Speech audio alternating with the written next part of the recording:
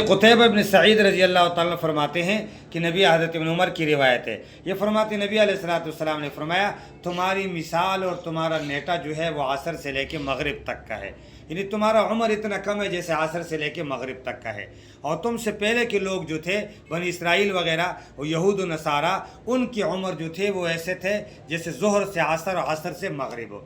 کہتے ہیں کہ یہودیوں سے کہا گیا کہ تم جو ہے نا،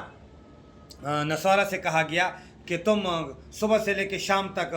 ظہر تک کون ایک قیرات پر عمل کرے گا، یعنی ایک آدمی صبح سے لے کے ظہر تک کام کرے گا، اس کو ہم ایک قیرات دیں گے پوری اس ٹائم کے بدلے میں۔ تو نصارہ نے کہا کہ ہم کرتے ہیں، ان کو آپ نے ایک قیرات دے دیا۔ پھر اعلان فرما دیا عصر سے ظہر سے لے کے عصر تک کون کام کرے گا بھائی ایک قیرات کے بدلے میں، تو یہودیوں نے کہہ دیا کہ ہم کرتے ہیں، آپ نے ان کو ایک قیرات دے دیا۔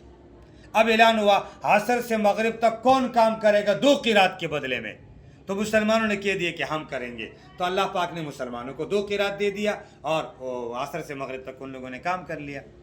اب غصے میں ہو گئے یہود و نصارہ کہ وہ یہ کیا مسئلہ ہے، ہم نے صبح سے لے کے دوپہر تک اور دوپہر سے لے کے وہ عصر تک کام کیا، ہمیں ایک ایک قیرات ملا، اور ان مسلمانوں نے عصر سے لے کے مغرب تک تھوڑا سا ٹائم کام کیا، 2 قیرات ملے، یہ کیسے؟ تو اللہ پاک ان سے فرمائیں گے کہ اے لوگو، کیا تم سے جو میں نے وعدہ کیا تھا اس میں سے میں نے کوئی کمی کی ہے؟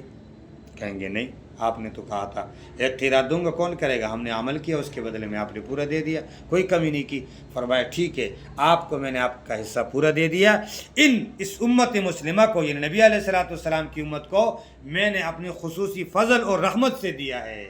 تو یہ جو ہمیں انعام مل رہا ہے، ہمیں جو نعمتوں کے بدلے میں، عبادتوں کے بدلے میں ثواب زیادہ مل رہے ہیں، یہ اللہ پاک کا اس امت کے ساتھ وہ خصوصی انعام اور فضل شامل ہے۔